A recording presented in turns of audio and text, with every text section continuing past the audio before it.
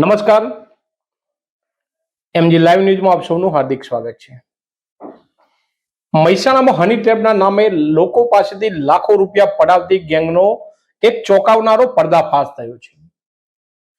Social media પર મિત્રતાની જાળ બિસાવી બાદમાં બ્લેકમેલ કરીને ખંડણી વસૂલવાનો આખો ખેલ આજે મહેસાણા પોલીસે ખુલ્લો પાડ્યો છે।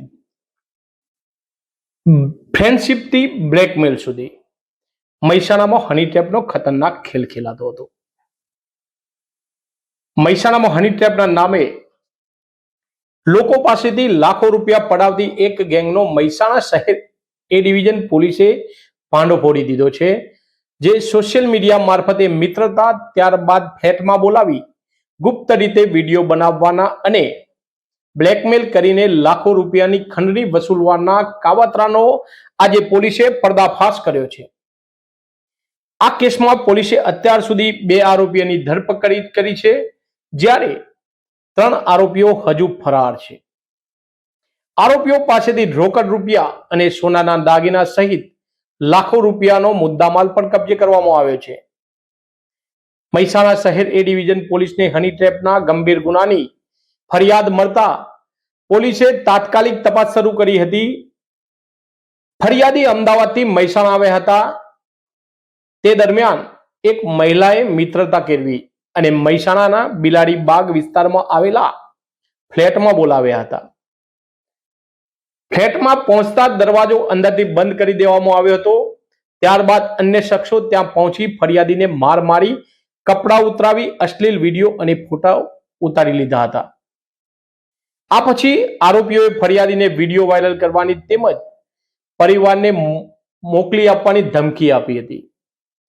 ડરનો માહોલ ઉભો કરીને પહેલા આશરે 70,000 રૂપિયા પર આવ્યા, ત્યારબાદ 50,000 રૂપિયા અને ત્યારબાદ અલગ અલગ સમયે કુલ મળીને લાખો રૂપિયાની ખંડણી વસૂલવામાં આવી હતી। ફરિયાદી પાસેથી અંદાજે 18 ગ્રામની સોનાની ચેન, 15 ગ્રામની સોનાની વીંટી તેમજ રોકડ મળી કુલ અંદાજે રૂપિયા 2.25 લાખથી વધુનો મુદ્દામાલ પડાવી લેવામાં આવ્યો હતો।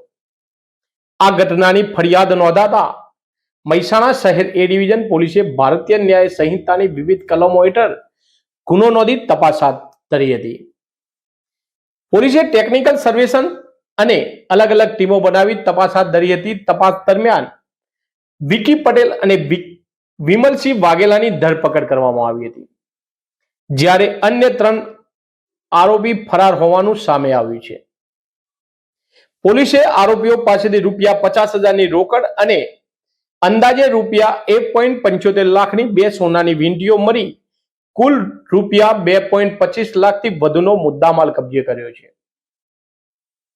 ફરાર આરોપીઓને ઝડપી પાડવા માટે મહેસાણા પોલીસ દ્વારા વધુ તપાસ અને શોધખોળ શરૂ કરવામાં આવી છે।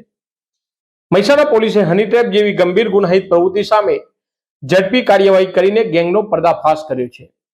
જો કોઈ અજાણી વ્યક્તિ સોશિયલ મીડિયા દ્વારા મિત્રતા કરીને એકાંત સ્થળે મળવા બોલાવે તો સાવચેત રહેવું જરૂરી છે।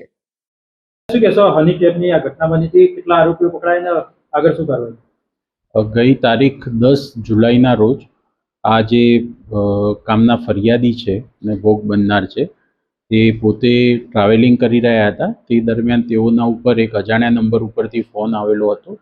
તેઓએ પોતાની ઓળખ નયનાબેન તરીકે આપેલી હતી અને નયનાબેને આ કામના જે આ ફરિયાદી છે તેઓને એન્ટિક સિક્કા લેવા માટે થઈ અને તેઓને મહેસાણા ખાતે પોતાના સોસાયટીમાં બોલાવેલા હતા। બિલાડીબાગ પાસે આવેલ ફ્લેટની સ્કીમ છે ત્યાં તેઓ પોતાના ઘરે લઈ ગયેલા હતા અને ફ્લેટ ઉપર જ્યારે તેઓ અંદર પ્રવેશ કર્યો તો ત્યાં પહેલેથી જ એક સ્ત્રી અને બીજા માણસો હાજર હતા અને તરત જ આરતીબેન કરીને બીજા એક જે નયનાબેનના સહ આરોપી છે તેઓએ દરવાજો બંધ કરી દીધેલો હતો અને તેમને મારી અને તેમના કપડાં ઉતારાવી અને નયનાબેન સાથેના તેઓના ફોટો પાડી લીધેલા હતા અને ત્યાં જે અન્ય હાજર આરોપીઓ હતા જેમાં વિક્રમ ઉર્ફે વિકી અને ધર્મેશ, તેઓએ તેમની સાથે મારઝૂડ કરી અને તેઓની સોનાની વીંટી, તેઓની એક સોનાની માળા અને તેઓની પાસે રહેલી કેશ એમ મળીને કુલ 4.5 લાખથી વધારેની કિંમતનો મુદ્દામાલ તેઓની પાસેથી પડાવી લીધેલો હતો. અને આ બાબતે ફરિયાદીએ પોલીસ સમક્ષ રજૂઆત કરેલી હતી. તેઓએ ઉપરાંતમાં એવું પણ જણાવેલું હતું કે તેઓના મિત્ર પાસેથી પાટણ ખાતે એક વિમલસિંહ કરીને જે આરોપી છે તેને ત્યાં મોકલી અને 50,000 રૂપિયા પણ ત્યાંથી મેળવી લીધેલા છે.